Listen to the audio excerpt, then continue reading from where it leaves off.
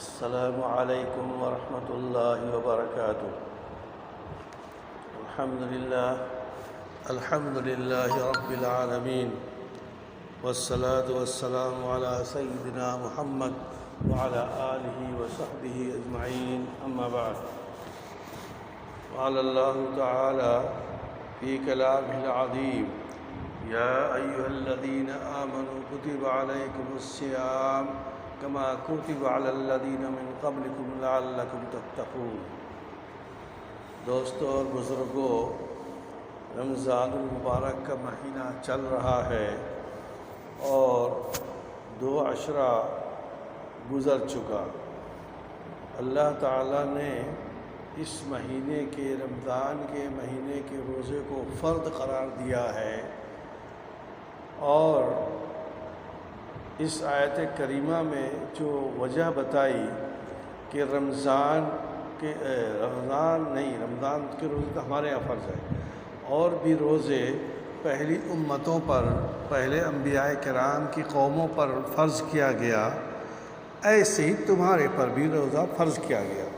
میں اس سے پہلے جمعے میں بتا چکا ہوں کہ اسلام کی بنیاد 5 چیزوں پر ہے، اس میں توحید رسالہ کے بعد نماز اور روزہ بھی ہے۔ روزہ رکھنا یہ فرض ہے، اس امت پر فرض قرار دیا گیا ہے۔ یہاں اس آیت کریمہ کو پڑھنے کا مطلب یہ ہے کہ اس میں علت بتائی گئی لعلکم تتقون۔ روزے کا فائدہ یہ ہے کہ تم متقی اور پرہیزگار بن جاؤ۔ دوستو، قرآن کریم نے کہا ہے ایام معدودات، چند ایام ہیں گنے چنے جو تمہارے اوپر روزے فرض کیے گئے ہیں، گنے چنے۔ ہم اس کو اس طرح سمجھ سکتے ہیں کہ رمضان المبارک کے مہینے میں دن کا روزہ فرض کیا گیا اور قیام اللیل کو مسنون قرار دیا گیا۔ روزہ ایک ایسی عبادت ہے جس کی فضیلت احادیث نبویہ میں بے انتہا آئی ہے۔ رمضان شروع ہوتے ہی جنت کے دروازے کھول دیے جاتے ہیں، جہنم کے دروازے بند کر دیے جاتے ہیں، سرکش شیاطین کو قید کر دیے جاتے ہیں تاکہ مومنوں کے روزے میں خلل نہ ڈالیں۔ یہ سب چیزیں ہیں، صبح صادق سے لے کر غروب آفتاب تک بھوکے رہنے کا نام روزہ ہے۔ اس روزے سے فائدہ کیا ہے وہ اپنی جگہ، حدیث پاک میں ایک ٹکڑا ہے، کل عمل ابن آدم لہو الا الصوم۔ ابن آدم کا ہر عمل اس کے لیے ہے، جیسا وہ کر رہا ہے ویسا اس کو ثواب ملے گا، لیکن روزہ ایک ایسا عمل ہے الا الصوم فإنه لی وأنا أجزی بہ۔ آپ اندازہ لگائیے کہ روزہ اللہ رب العالمین کے یہاں اتنا مقبول عبادت ہے کہ اللہ تعالیٰ روزے دار کو روزے کا بدلہ خود عطا فرمائے۔ الصوم لی، روزہ میرا ہے۔ تو اس روزے سے فائدہ کیا ہوا؟ دن بھر صبح سے لے کر شام تک انسان بھوکا رہا، اس کے اندر جو حیوانیت تھی، جو اس کے اندر شہوانیت طاقت تھی، وہ سب کمزور ہو گئی، اور عبادت کرنے کی وجہ سے، تلاوت کی وجہ سے، نماز پڑھنے کی وجہ سے، ذکر و اذکار کرنے کی وجہ سے اس کے روح میں روحانیت پیدا ہو گئی۔ یہ روحانیت پیدا ہونے کی وجہ سے اب یہ بندہ اللہ کا مقرب بن گیا۔ قرآن نے اسی کو کہا ہے لعلکم تتقون، شاید کہ تم پرہیزگار بن جاؤ گے، تم متقی بنو گے۔ متقی کا مطلب کیا ہے؟ متقی کا مطلب یہ ہے ان اللہ يحب المتقین، اللہ رب العالمین متقی کو پسند کرتا ہے، اللہ کے اوامر کی اطاعت کرنا اور اللہ کے نواہی سے اجتناب کرنا۔ بڑا ٹیڑھا مسئلہ ہے مولانا صاحب، اچھے لوگوں کو دیکھو گے آپ، بظاہر سب کچھ ٹھیک ہے لیکن تقویٰ نہیں ہے۔ جانتے ہو تقویٰ؟ التقویٰ ہاہنا، آپ صلی اللہ علیہ وسلم نے سینے طرف اشارہ کر فرمایا یہ دل تقویٰ اصل دل کے اندر ہے۔ یہ ظاہری طور پر فوٹو کھنچوا کر، لفاظی کر کے، نمائش کر کے تقویٰ نہیں حاصل ہوتی۔ ایک مثال دوں، ایک آدمی روڈ سے گزر رہا ہے رات کے 1 بجے، پورا روڈ سنسان ہے، کوئی راستہ، کوئی ٹریفک نہیں ہے۔ جب وہ لال بتی پر پہنچتا ہے، سگنل اس کا لال ہو رہا ہے، وہ آدمی جائے گا، رک جائے گا، کیونکہ کوئی ٹریفک نہیں ہے۔ اگر اس کے دل میں ٹریفک کا احترام ہے، قانون کا احترام ہے، قانون کا ماننے والا ہے، تو رات میں اس لال بتی پر رک جائے گا۔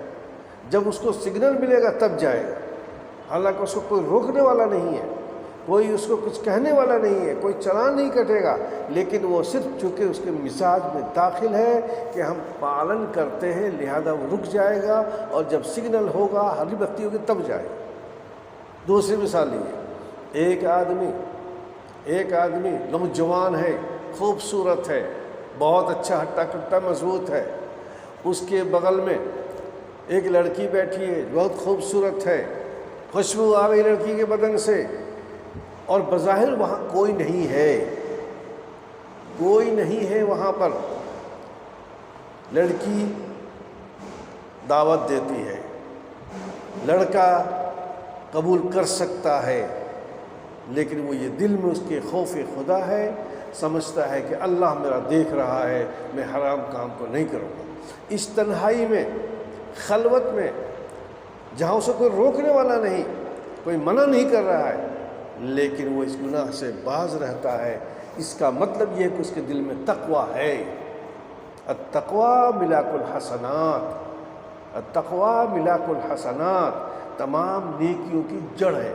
دل میں اگر خوف خدا ہے، دل میں اگر اللہ کی محبت ہے، دل کے اندر اگر یہ جذبہ ہے کہ میں اللہ کے اطاعت کروں گا، اس کے جتنے احکامات ہیں اس پر عمل کروں گا، اور اللہ نے جن جن باتوں سے منع کیا اسے رک جاؤں گا، یہ انسان متقی ہے۔ آپ مثال لیجئے، اس کی مثال لیجئے آپ کہ ایک بندہ جو روزہ دار ہے، اس کو کھانا پینا منع ہے، افطار کے ٹائم میں قسم قسم کی نعمتیں رکھی جاتی ہیں، لیکن وہ بندہ کھاتا نہیں ہے کیونکہ اللہ کی طرف سے اجازت نہیں ہے۔ یہ کیوں رکا ہوا ہے؟ صرف اللہ کے خوف کی وجہ سے، اللہ کے ڈر کی وجہ سے کہ روزہ میں کھانا جائز نہیں ہے۔ جس وقت سورج ڈوبتا ہے، مؤذن اعلان کرتا ہے، سائرن بجتا ہے، اب وہ بسم اللہ پڑھ کر کے افطار کرتا ہے۔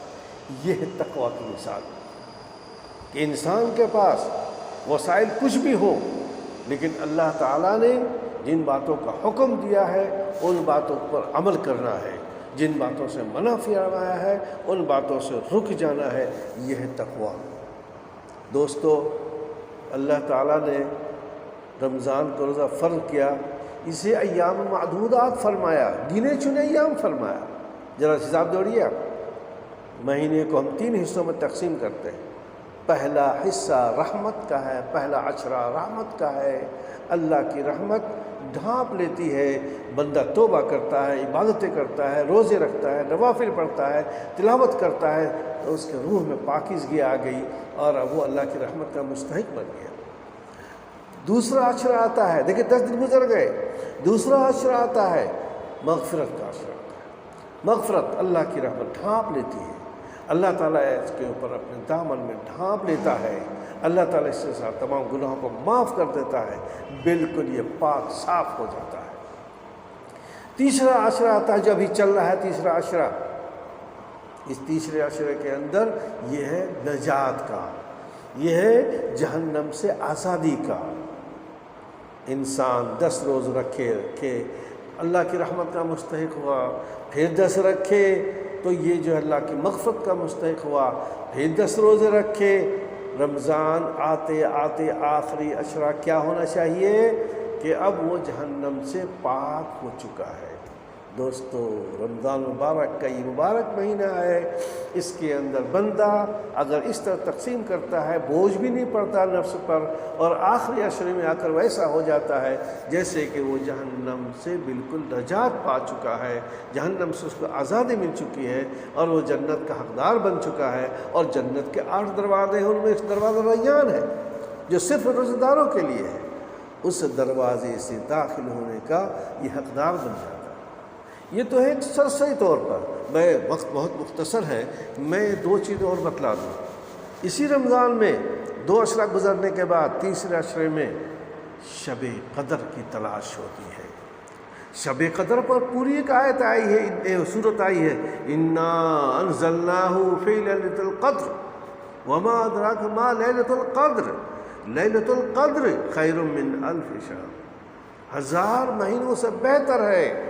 مصلحت اللہ جانتا ہے، لیکن اللہ تعالیٰ نے آپ صلی اللہ علیہ وسلم کی امتیوں کو، جن کی عمریں تھوڑی ہوتی ہیں، پہلے عمریں ہوتی تھی 300 سال 500 سال 1000 سال، اب تو 60-70 کے درمیان ہے، اللہ تعالیٰ نے یہ برتری دی ہے، انعام دیا ہے اللہ تعالیٰ اس امت کو کہ دیکھو تم ایک رات جاگ جاؤ گے تو 1000 مہینے کا ثواب مل جائے گا۔ یہ اسی آخری عشرے میں ہے۔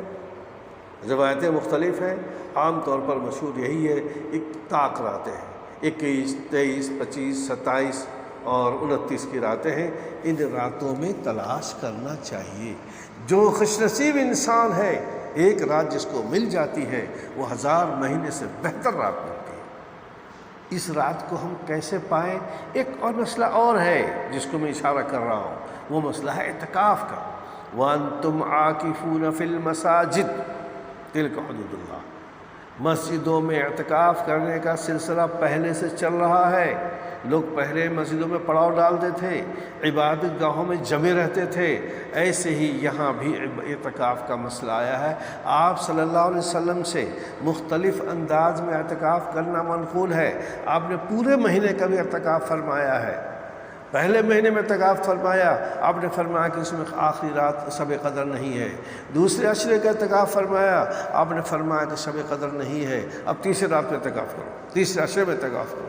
تیسرے عشرے کا آپ نے اعتکاف فرمایا، اور اس عشرے میں آپ نے حکم دیا ہے کہ تحروا لیلۃ القدر، لیلۃ القدر کو تلاش کرو، ڈھونڈو، اور ڈھونڈنے کا واحد طریقہ یہ ہے کہ انسان اعتکاف میں بیٹھ جائے۔ انسان جب اعتکاف میں بیٹھ جاتا ہے، معتکف ہوتا ہے، تو اس میں اس کا سونا اٹھنا سب کچھ عبادت شمار ہے۔ اگر وہ کسی وجہ سے عبادت نہیں کر پاتا ہے، یہ بھی اس کی عبادت میں داخل ہے، سونا بھی۔ بھائیو دوستو، کتنی خوش نصیبی ہے وہ ہمارے لیے اور اس امت کے لیے۔ یہ اعتکاف میں بیٹھ جائے۔ مسجد اللہ کا گھر ہے، اللہ کے بھکاری ہیں، اللہ کے خاص بندے بن گئے۔ 10 راتیں گزار رہا ہے، دن اس کا سونے میں گزرتا ہے، روزے میں گزرتا ہے، رات نوافل پڑھے یا سونے میں گزارے، اعتکاف کی وجہ سے اس کو ہر چیز کا ثواب ملتا ہے، حتیٰ کہ کسی کی عیادت کرنے کا، کسی کی میت میں جانے کا، کوئی اور نیک کام کرنے کا جو اگر صحیح سالم ہوتا ہے، اعتکاف مسجد سے باہر ہوتا تو اسے ثواب ملتا۔ ٹھیک مسجد میں رہ کر، اعتکاف میں بیٹھ کر اس کے بہت ساری نیکیوں کا بیٹھے بیٹھے ثواب ملتا ہے۔ اسی کی خوبیوں میں یہ خوبی ہے کہ ایک رات ایسی جو شب قدر جو آتی ہے، اس رات کی فضیلت بھی اس معتکف کو مل جاتی ہے۔ یہ خوش نصیب انسان ہے جو 1000 مہینے کا ثواب اسی اعتکاف میں بیٹھ کر اس کو مل جاتا ہے۔ اللہ تعالیٰ توفیق عطا فرمائے۔ ٹائم ختم ہو گیا۔ وسبحانک رب العزت عما یصفون والسلام والحمد للہ۔